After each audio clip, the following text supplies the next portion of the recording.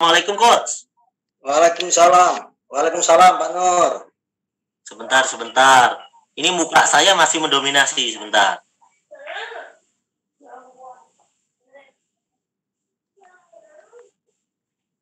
Nah, ini teman-teman.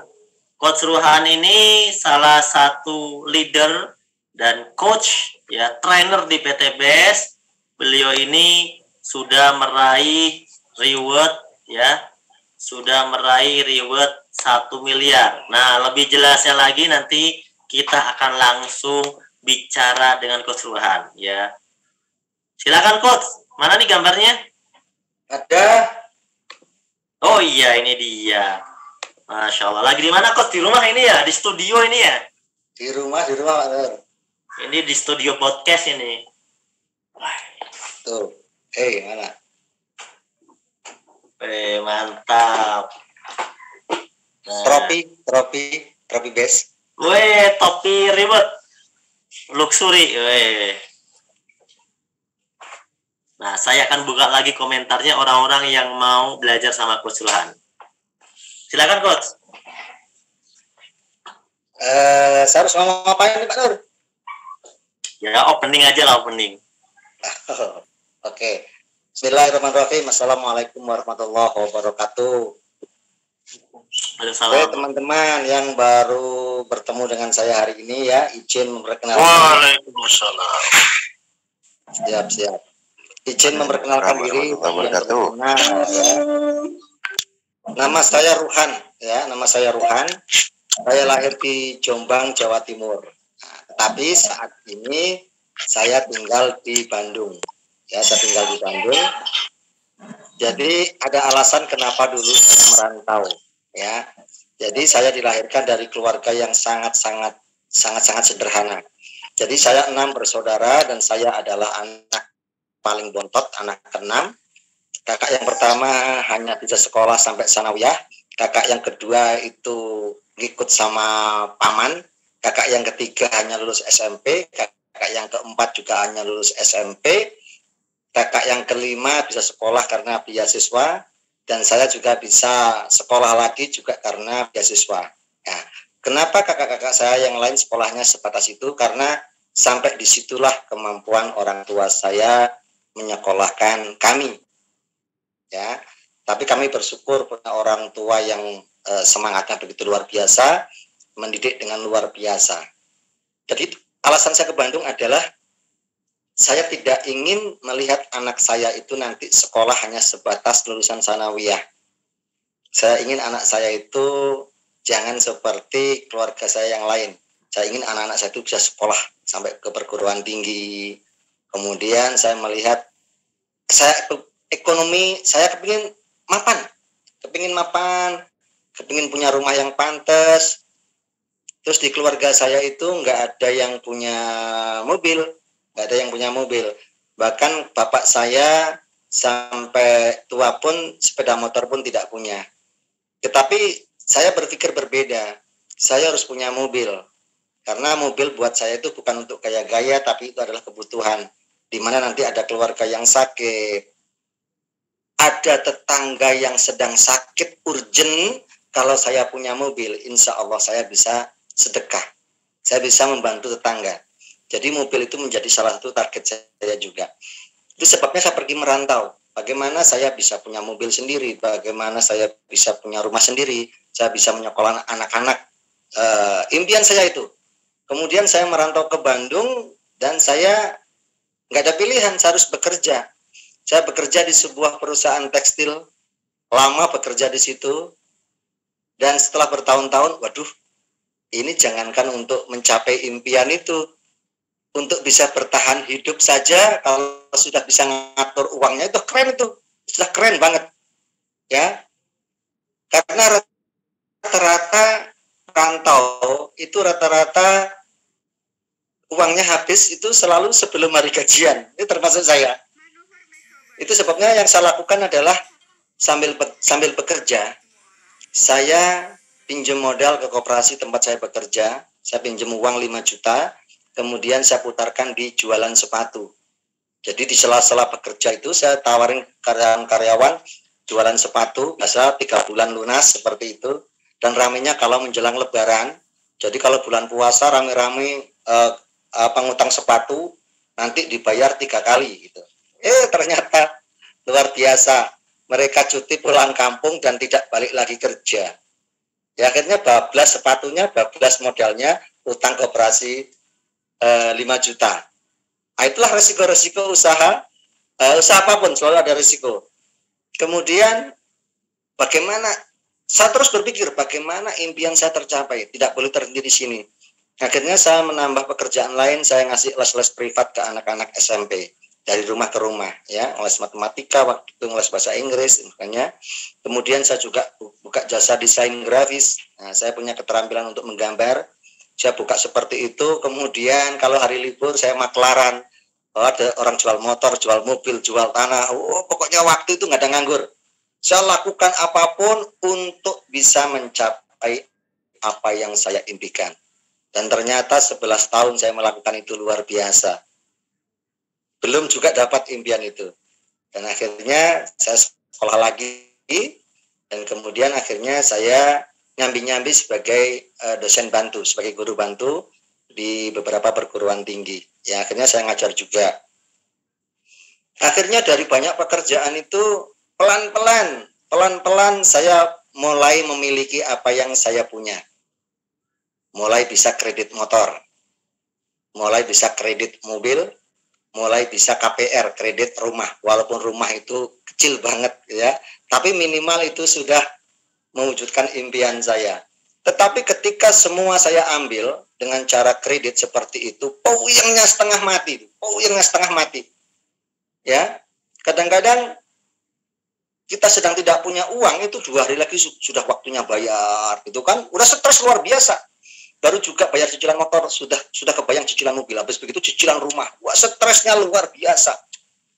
Akhirnya saya mencari-cari jalan lain, bagaimana cara menambah penghasilan lagi ya? Jangan banyak-banyak pekerjaan gitu loh, tapi uangnya gede. Daripada banyak pekerjaan tapi hasilnya kecil-kecil gitu. Maklaran kecil, ngasih les kecil, ngajar nyambi-nyambi dosen hasilnya kecil gitu kan. Nyari-nyari usaha apa gitu. Akhirnya saya diajak teman hadir ke sebuah seminar, ya, seminar multi level marketing, ya. Bukan PTBS ya, sebelum PTBS. Jadi saya diajak ke seminar multi level marketing dan di sana saya mulai sadar, wah ini konsep direct selling ini luar biasa. Ini sangat luar biasa. Modalnya kecil tapi hasilnya luar biasa. Tapi begitu setelah saya masuk, makin stres saya. Makin stres.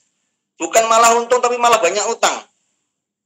Itu bisa terjadi karena gini, MLM yang saya ikuti itu mewajibkan tiap bulan saya harus tutup poin atau belanja secara pribadi. Saya butuh barangnya atau tidak, saya tetap harus belanja. Sebab kalau tidak, bonus saya tidak akan dibagikan. Bonus saya hangus. Kadang-kadang bonusnya dengan jumlah yang harus saya belanja itu besar yang harus saya belanja. Akhirnya kita nekat belanja gitu. Sayang dengan bonusnya. Belanja gitu kan. Akhirnya barang numpuk di rumah. Ketemu bulan berikutnya. Sudah nggak punya uang lagi. Harus belanja lagi. Harus tutup poin lagi. Akhirnya apa? Cari-cari utangan buat tutup poin. Dan itu berlangsung terus-menerus.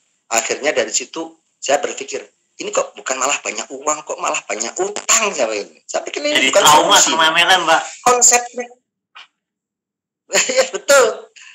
Wah, ini luar biasa. 1 tahun saya lakukan. Oh, siapa tahu tahun kedua. Saya lihat di acara penganugerahan mobil. Waktu itu di tahun itu ada 3 orang yang dapat mobil. Wah, diupacarakan itu kan di hotel. Setahun dapat 3 mobil ya? Mobil setahun, keren itu. Orang Tasikmalaya 1, orang Jakarta 1, gitu ya. Dan kemudian saya tepuk tangan di situ. Wah, kembali saya semangat. Wah.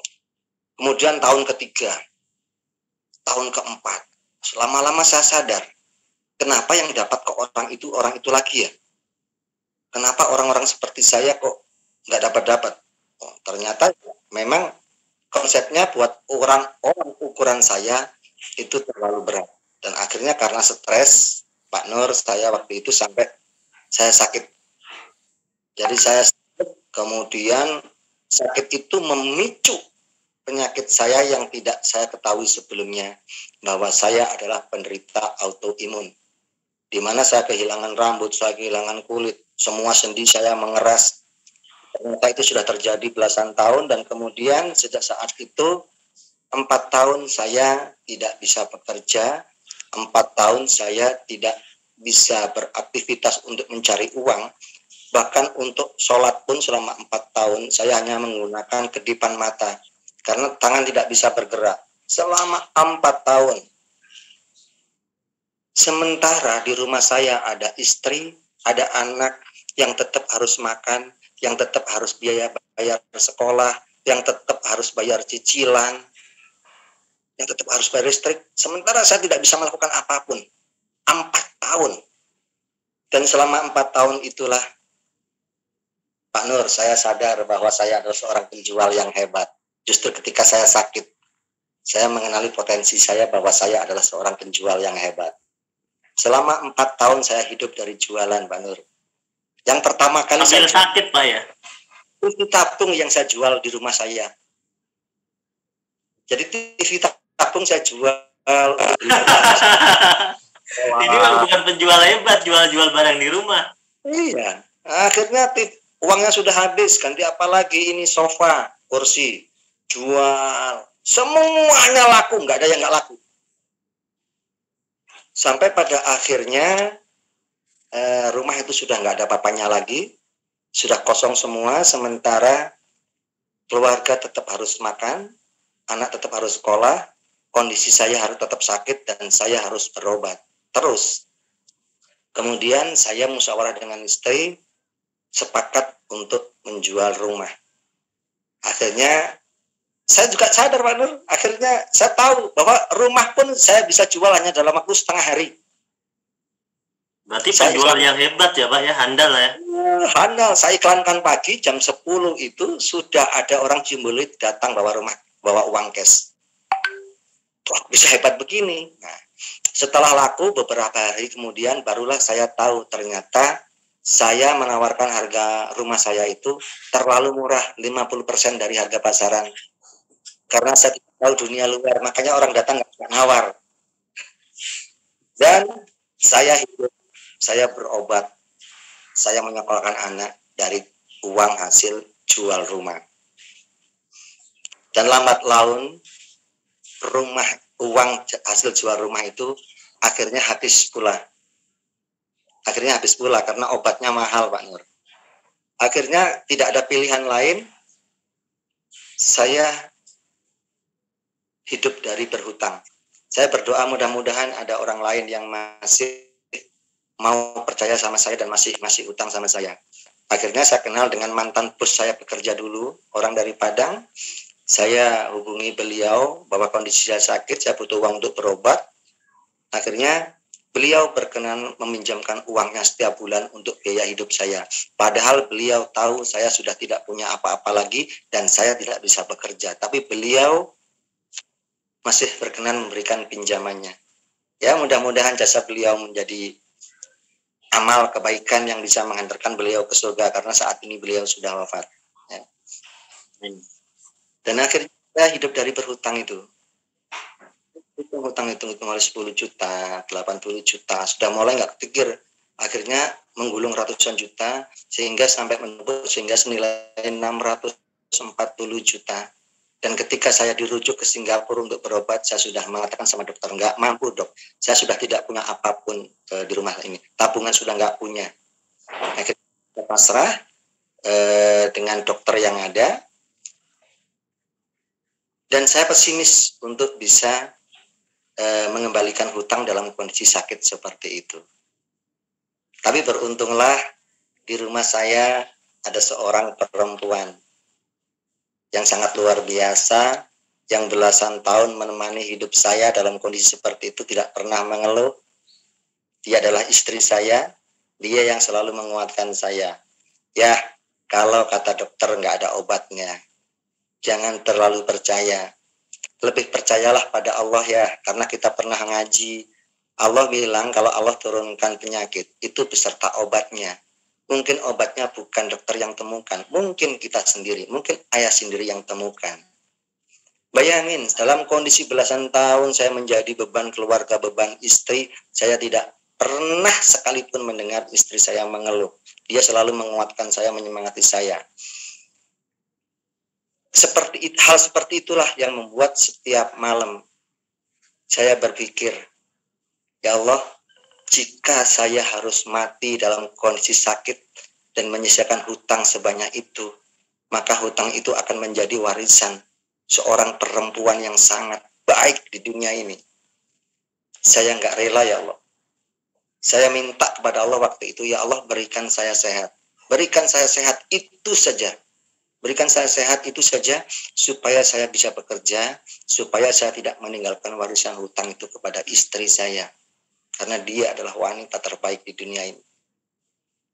Kemudian, alhamdulillah, beberapa teman merekomendasikan cara pengobatan, dan akhirnya kesehatan saya berangsur mulai membaik. Bukan membaik total, tapi mulai membaik. Ketika mulai membaik, yang saya pikirkan adalah hutang saya harus lunas, hutang saya harus kebayar, hutang saya harus kebayar, hutang saya harus kebayar. Maka akhirnya saya bekerja apapun, saya berusaha apapun, dalam kondisi tidak sehat, saya menutupi badan saya dengan baju lengan panjang, dan saya menutupi kepala saya dengan rambut palsu. Pak Suroto, saksinya semua tahu bagaimana saya menggunakan rambut palsu ketika mengerjakan sesuatu. Dan ketika saya bekerja, ketika saya melakukan apapun, Pak Suroto melihat keadaan saya, kemudian Pak Suroto datang ke rumah saya. Dia datang menawarkan, Pak Ruhan, bisa nggak ketemu? Ini ada rezeki besar, ini yang akan membuat Pak Ruhan lunas hutang. Modalnya nggak gede, kerjaannya mudah. Langsung saya bilang, MLM Pak Suroto, iya, nggak usah datang ke rumah saya. Pedes saya, Pak. Ini Pak Suroto niatnya mau nolong, tapi sudah saya tolak duluan. 1 kali, 2 kali dia bikin janji, kemudian saya nggak mau. Saya hitung 7 kali nggak mau. Akhirnya ke-8 kali. Itu adalah setelah saya malam-malam berpikir, selama ini saya sakit dan saya bisa bekerja untuk hanya sekedar menyambung hidup. Terus kemudian kapan hutang saya lunas? Maka malam-malam itu saya berpikir, saya harus dapat penghasilan setiap bulan 20 juta rupiah. 8 jutanya untuk kebutuhan makan dan sekolah anak, 12 jutanya ditabung untuk membayar hutang. Maka insya Allah, kalau itu saya lakukan, 6 tahun hutang saya itu lunas. Lalu saya berpikir, saya bekerja apa dengan gaji 20 juta? Lalu perusahaan mana yang mau menerima karyawan dengan usia seperti saya? Sudah nggak ada yang terima. Akhirnya saya mencari-cari informasi bagaimana membuka usaha dengan gaji 20 juta. Ya, saya tanya teman-teman saya yang sudah hidup mapan, dengan penghasilan kurang lebih 20 juta. Ada teman saya yang punya laundry di mana-mana. Jadi di sini punya laundry, di sana punya laundry, di sana punya laundry. Wah, keren. Lalu saya tanya, berapa penghasilan kamu dari laundry ini? Dapatlah Pak, kalau 16 juta setiap bulan. Wah, mendekati, saya mau coba lakukan. Kemudian saya tanya, berapa modalnya? Satu laundry itu membutuhkan kurang lebih 12 mesin cuci. Mesin cucinya harganya 45 juta. Jadi modalnya kurang lebih di 55 jutaan. Satu cabang laundry. Ini kalau buka 5 saja sudah 200. Aduh, nggak mampu ini. Secara modal saya nggak mampu. Kemudian saya lihat teman-teman saya yang mendapatkan uang kurang lebih 20 juta. Dan ada teman saya yang asli orang Jogja, itu buka bengkel sekaligus cuci mobil. Dan dia hidupnya sangat mapan. Lalu saya tanya, bagaimana kamu bisa memulai bisnis ini? Saya tidak bisa ngebengkel, tapi saya punya rekanan bengkel. Berapa modal seperti ini? Kemudian saya tanya, untuk memulai bengkel kecil-kecilan dulu, dia itu perlu modal kurang lebih 800 juta. Berikut sewa tempatnya. Begitu mendengar 800 juta, saya sudah tidak lanjutkan pertanyaan saya. Karena saya sudah merasa tidak mampu dari segi modal. Kemudian saya melihat teman saya yang bisa kaya, walaupun modalnya kecil, dia menjadi kontraktor. Aduh, ini kontraktor uangnya gede, tapi perlu skill khusus. Sementara saya nggak punya skill itu. Akhirnya buntulah semuanya. Kemudian malam-malam ini saya merasa sudah buntu. Kenapa saya tidak mencoba mendengarkan Pak Suroto Jafir? Nah, setelah itulah barulah saya mau bertemu dengan Bapak Suroto. Kepentok, Pak. Udah kepentok dah. Gimana? Udah kepentok. Ulah kepentok, Pak. Jadi saya berpikir MLM bikin banyak utang. Jadi saya pikir MLM, semua MLM itu sama. Maka ketika ketemu Pak Suroto itu nanya, manggilnya Cak pada saya, ya ke saya itu manggilnya Cak karena orang Jawa Timur. Cak, kenapa sih kamu setiap saya telepon ditawarin bisnis nggak pernah mau? Ya saya jawab jujur, kalau kamu nawarin MLM, jelas nggak mau dong. Kita sama-sama pernah ikut di MLM yang sama, bukan banyak uang tapi banyak utang.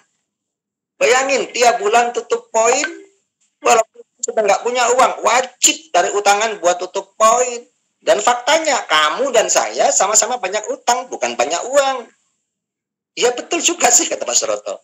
Nah kemudian saya bilang, udah gitu bisnis belum besar, tiap tahun tarik pajak. Ada bayar apa? Kartu itu tiap tahun bayar kartu itu. Tidak sekali daftar itu, tiap tahun bayar. Perpanjangan ya, Pak? Iya, ya. Nggak mau Pak Suroto.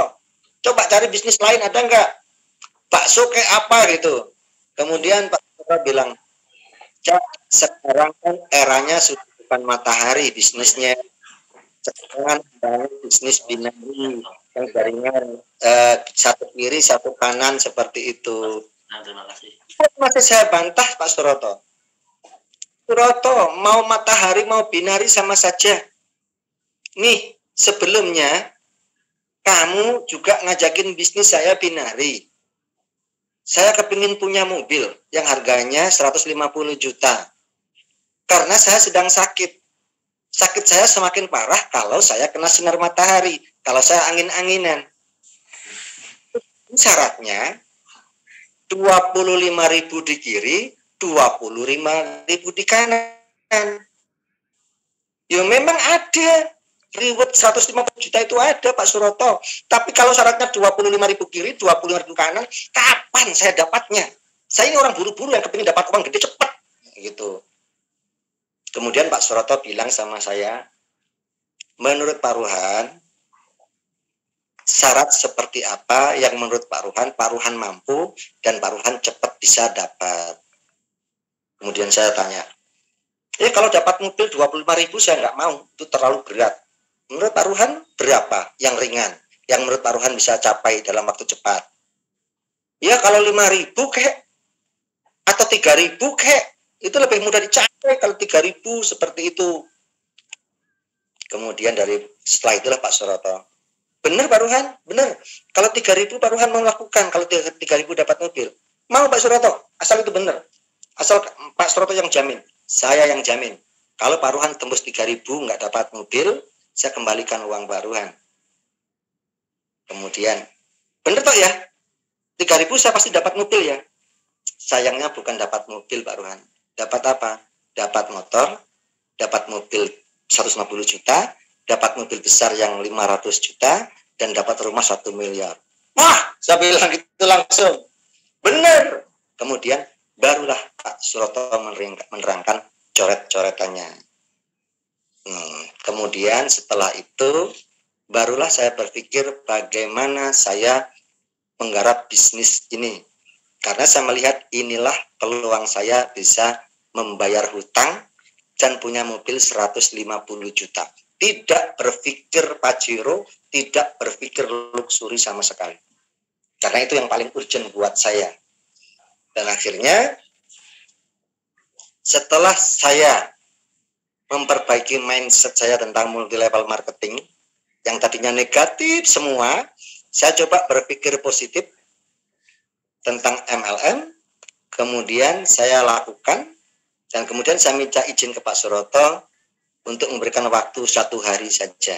Nah, kemudian saya pulang ke rumah, Saya sudah tidak punya tabungan lagi, handphone pun tidak punya waktu itu. Kemudian ada sepeda motor dari keluarganya istri, itu nggak tahu dititipkan atau dikasihkan, statusnya nggak jelas. Akhirnya motor itu saya jual untuk bergabung di bisnis ini. Dan kemudian saya lakukan bisnis ini. Walaupun di awal-awal saya pikir 3.000 ya. 3.000 ya, kapan tercapainya? 3.000-nya, kapan tercapainya?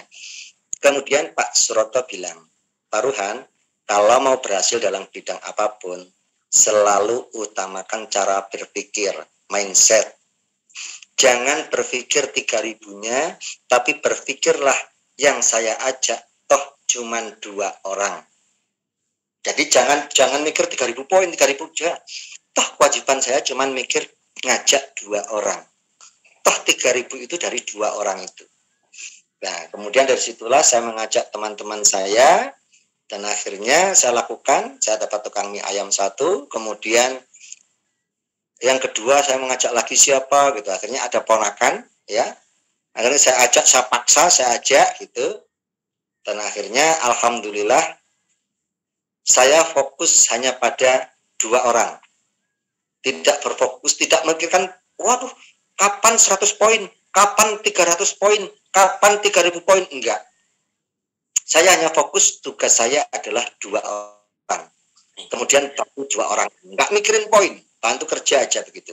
Sehingga pada bulan kedua setelah join, saya ditelepon Pak Haji Febrian untuk datang ke kantor. Waktu itu saya bilang, ngapain Pak Haji? Kan tidak harus ke kantor, yang penting prospek kan.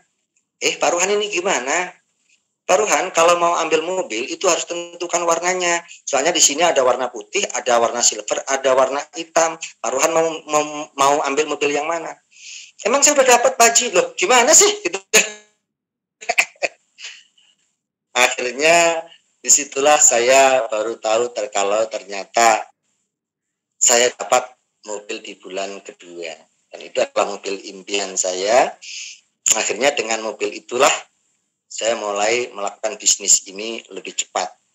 Dan setelah 3 tahun saya bergabung di bisnis ini, alhamdulillah di tahun pertama Allah lunaskan hutang 640 juta dan mobil impian saya yang 150 juta itu Allah kabulkan di tahun pertama.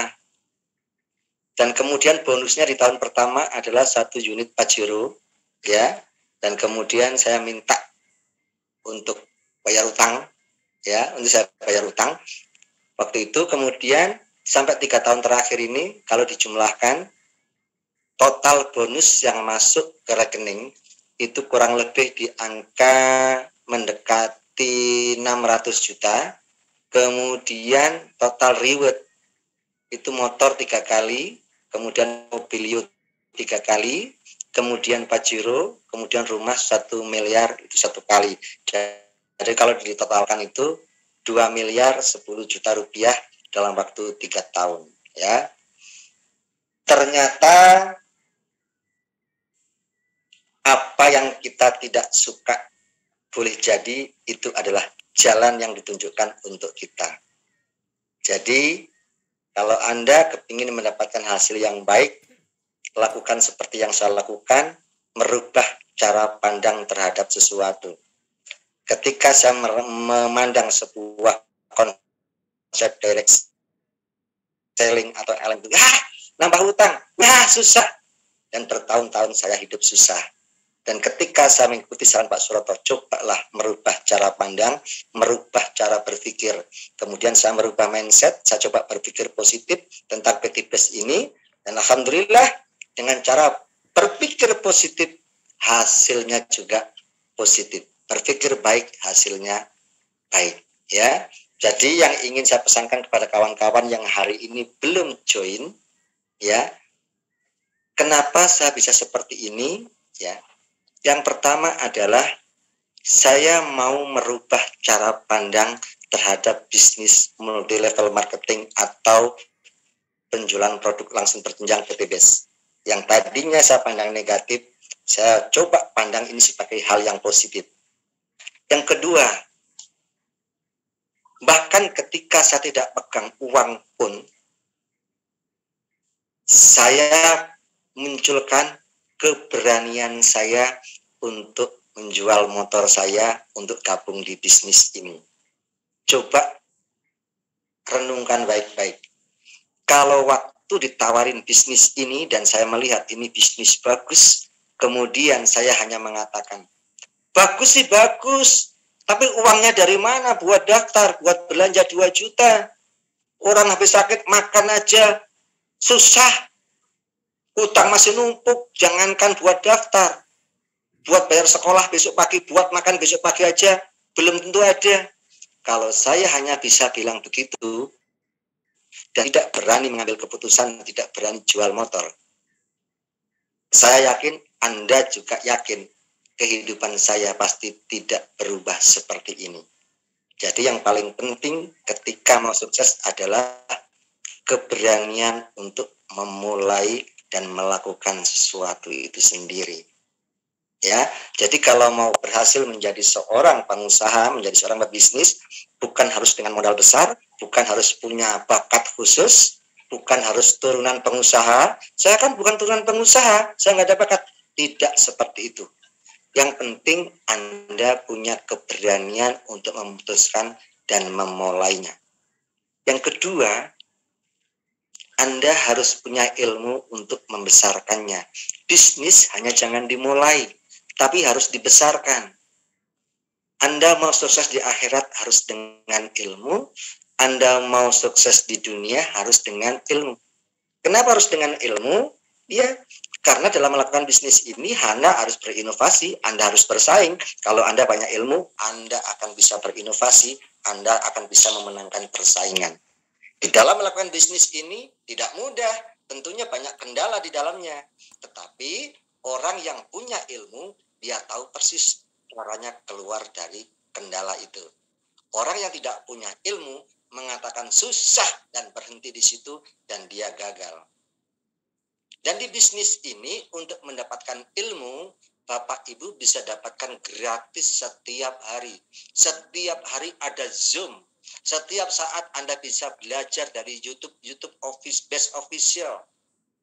Dari situlah Anda banyak ilmu untuk membesarkan bisnis Anda. Yang ketiga adalah Anda harus konsisten, istiqomah melakukannya. Kenapa? Karena tidak ada orang yang sukses di dunia ini karena bakatnya, melainkan mereka mau melakukannya berulang sampai mereka berhasil. Ini adalah kata mantan Presiden Amerika Serikat. Ya, jadi tidak ada orang sukses karena bakat. Jadi jangan bilang, saya diajak bisnis begini, saya nggak bakat. Sukses bukan karena bakat. Sukses itu adalah karena berani melakukan dan mau melakukan berulang-ulang sampai berhasil. Ya, dan yang keempat yang paling penting adalah doa untuk memudahkan semuanya. Ya, mudah-mudahan sedikit sharing ini bermanfaat buat teman-teman semua. Saya pikir begitu Pak Nur, ya, buat teman-teman yang mencoba ingin keluar dari kesulitan seperti saya, atau nggak punya kesulitan tapi punya keinginan seperti saya, dan ingin mendapatkannya melalui bisnis ini, silakan segera menghubungi orang yang mengundang Anda hadir ke Zoom ini. Karena ada formulir yang harus Anda isi, entah itu formulir fisik berupa kertas, entah itu formulir digital dari WhatsApp dari orang yang mengundang Anda. Oke, terima kasih Pak Nur.